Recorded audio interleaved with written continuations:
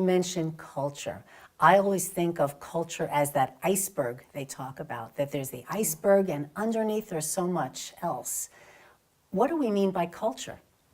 Culture is really a shared set of assumptions, of cultural artifacts, of stories that have been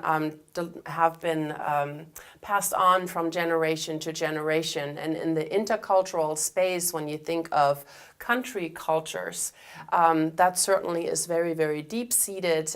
But we also talk about culture in workplaces. And when you compare work cultures of big corporations with work cultures of family-owned businesses, you will realize that there are significant differences. So culture is really that shared understanding on what is acceptable and unacceptable and an underlying belief system.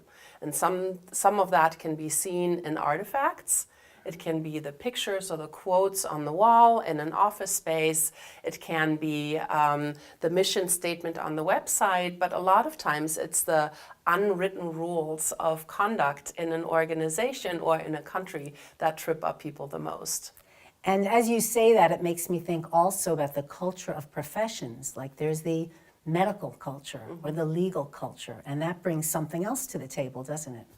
Absolutely, different leadership styles in different industries. Not that you would want to stereotype in that, but that certainly plays into that as well.